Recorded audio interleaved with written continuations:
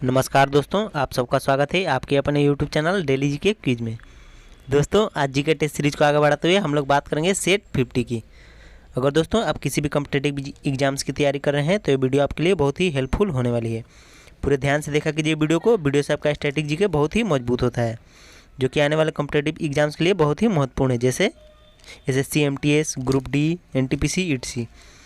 तो चलिए, और आप चैनल पर नए हैं तो चैनल को सब्सक्राइब कर लीजिए और बेल आइकन दबा दीजिए ताकि आने वाली वीडियो की नोटिफिकेशन मिलती रहे।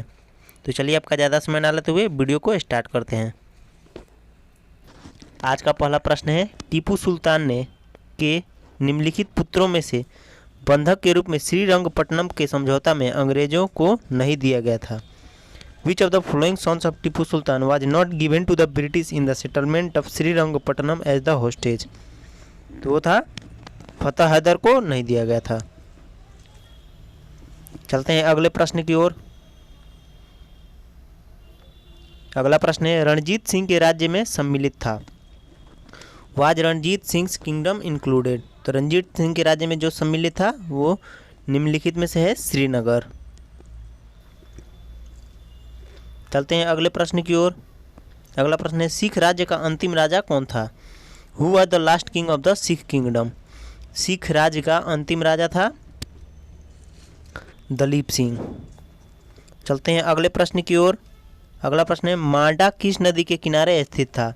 माडा was situated on the bank of which river. तो माडा जो था वो चिनाब नदी के किनारे स्थित था, जो कि जम्मू कश्मीर में था। चलते हैं अगले प्रश्न की ओर। अगला प्रश्न है, हड़प्पा कालीन स्थल रोपण या पंजाब किस नदी के किनारे स्थित था। हड़प्पन साइट रोपण या Punjab was situated on the bank of which river. तो हड़प्पा कालीन स्थल रोपण जो था वो सतलज नदी के किनारे स्थित था। चलते हैं अगले प्रश्न की ओर।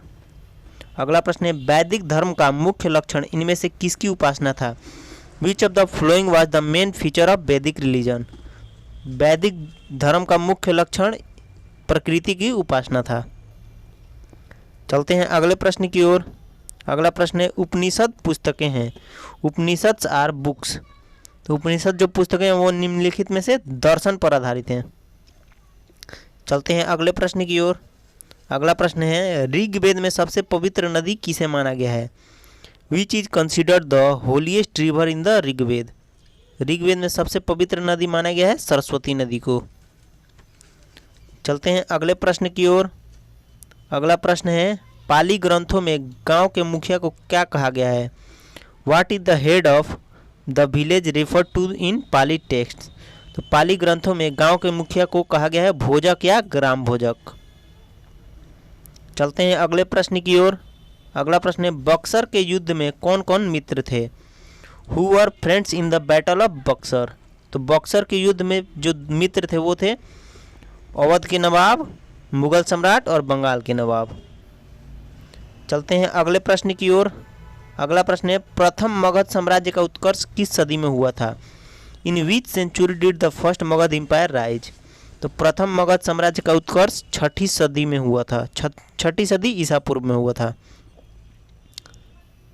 चलते हैं अगले प्रश्न की ओर। अगला प्रश्न है, विश्व का पहला गणतंत्र वैशाली में किसके द्वारा स्थापित किया गया। The world's first republic was founded by whom in Vaishali. तो विश्व का पहला गणतंत्र वैशाली स्थापित किया गया लिच्छवियों द्वारा। चलते हैं अगले प्रश्न की ओर। अगला प्रश्न है, मानव वयस्क के मस्तिष्क का वजन होता है लगभग। What is the weight of the brain of a human adult. तो मानव वयस्क के मस्तिष्क का वजन होता है 1200 से 1400 ग्राम। चलते हैं अगले प्रश्न की ओर। अगला प्रश्न है, यदि व्यक्ति को गलत प्रकार का रक्त दे दिया जाए तो निम्नलिखित में से क्या परिणाम होता है।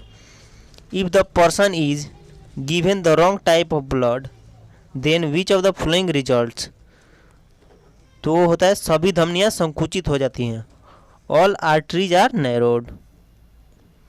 चलते हैं अगले प्रश्न की ओर। अगला प्रश्न, अंधेरे में देखने की आँख की क्षमता एक बैंगनी वर्णक के उत्पादन के कारण होती है जिसका नाम है। The eye's ability to see in the dark is due to the production of a purple pigment which is named. तो उसका नाम है रेटिनिन। चलते हैं अगले प्रश्न की ओर। अगला प्रश्न है विटामिन B2 का अन्य नाम है। Vitamin B2 is another name. Vitamin B2 का जो अनदर नाम है वो है राइबोफ्लोविन। चलते हैं अगले प्रश्न की ओर। अगला प्रश्न है आदमी के कंठ के किस भाग को ऑब्टू उदर्ध यानी एडम्स एप्पल कहा जाता है। Which part of the man's throat is called the ऑब्टू एप्पल। तो वो कहा जाता है थायराइड उपास्थि को। चलते हैं अगले प्रश्न की ओर। अगला प्रश्न है जब कोई व्यक्ति रोता है तो इसके सक्रियण के कारण नाक से जल विसर्जन होता है। When a person cries it's activation causes watery discharge from the nose. तो वो कौन सी ग्रंथि के कारण होता है। तो वो होता है अश्रुकारी ग्रंथि के कारण। चलते हैं अगले प्रश्न की ओर। अगला प्रश्न है सामान्यतः निषेचन होता है। What is fertilization usually. तो सामान्यतः निषेचन जो होता है वो होता है डिंबवाहिनी नली में यानी फैलोपियन ट्यूब में। चलते हैं अगले प्रश्न की ओर। अगला प्रश्न है जब आंख में धूल जाती है तो उसका कौन सा अंग सूज जाता है और गुलाबी हो जाता है। Which part of the eye becomes swollen and becomes pink when it gets dust in the eye. तो जब आंख में धूल जाती है तो उसका वो जो अंग होता है वो नेत्र श्लेष्मला यानी कंजुक्टाइवा जो होता है वही सूज जाता है और गुलाबी हो जाता है। चलते हैं अगले प्रश्न की ओर।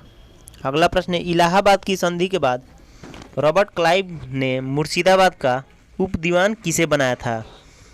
Who was made the deputy Diwan of Murshidabad by Robert Clive after the treaty of Allahabad. तो इलाहाबाद के संधि के बाद रॉबर्ट क्लाइव द्वारा मुर्शिदाबाद का उप दीवान बनाया गया था मोहम्मद रजा खान को। चलते हैं अगले प्रश्न की ओर। अगला प्रश्न है हड़प नीति के अंतर्गत न हड़पा जाने वाला राज्य था। Under the usurpation was there are non annexed state. तो हड़प नीति के अंतर्गत न हड़पा जाने वाला राज्य था अवध। चलते हैं अगले प्रश्न की ओर। अगला प्रश्न है किस भाषा का ज़्यादा प्रयोग बौद्धवाद के प्रचार के लिए किया गया। Which language has been used more to promote Buddhism. तो जिस भाषा का प्रयोग बौद्धवाद के प्रचार के लिए किया गया वो था पाली। चलते हैं अगले प्रश्न की ओर। अगला प्रश्न है बुद्ध के गृह त्याग का प्रतीक है। Symbolises Buddhas homicide. तो बुद्ध के गृह त्याग का प्रतीक है घोड़ा। चलते हैं अगले प्रश्न की ओर। अगला प्रश्न है महावीर स्वामी का जन्म कहाँ हुआ था। Where was Mahavir Swami born. तो महावीर स्वामी का जन्म हुआ था कुंडग्राम में। चलते हैं अगले प्रश्न की ओर। अगला प्रश्न है कौन सी बौद्ध रचना गीता के समान पवित्र मानी जाती है। Which Buddhist work is considered as sacred as Gita. तो वो बौद्ध रचना है धम्मपद। चलते हैं अगले प्रश्न की ओर। अगला प्रश्न निम्नलिखित में से प्राचीनतम राजवंश कौन सा है। विच of the following is the oldest dynasty. तो निम्नलिखित में से जो प्राचीनतम राजवंश है वो है मौर्य राजवंश। चलते हैं अगले प्रश्न की ओर। अगला प्रश्न सांची का स्तूप किसने बनवाया। हु बिल्ट सांची स्तूप। तो सांची का स्तूप बनाया सम्राट अशोक ने। चलते हैं अगले प्रश्न की ओर। अगला प्रश्न है निम्नलिखित में से तंत्रिका तंत्र का कौन सा भाग आंतरिक अंगों की क्रियाओं को नियंत्रित करता है। विच of the flowing nervous systems controls the function of internal organs. तो तंत्रिका तंत्र का वह भाग जो आंतरिक अंगों की क्रियाओं को नियंत्रित करता है वो है प्रमस्तिष्क यानी सेरेब्रम। चलते हैं अगले प्रश्न की ओर। और आज का अंतिम प्रश्न जिसका जवाब आपको कमेंट बॉक्स में लिखना है वो है निम्नलिखित में से कौन सी संधि कोर संधि है। विच ऑफ द फ्लोइंग संधि is a core treaty. Option A है नितंब संधि, ऑप्शन बी है कोहनी संधि, ऑप्शन सी है स्कंद संधि, ऑप्शन डी है मणिबंध संधि। तो इसका जवाब आपको कमेंट बॉक्स में लिखना है क्योंकि जो चीज़ें आप एक बार लिख देते हैं उसे आप कभी नहीं भूलते। तो आशा करते हैं दोस्तों आपको वीडियो पसंद आया होगा। अगर आपको वीडियो पसंद आया है तो like comment share and subscribe करना ना भूलें। Thank you.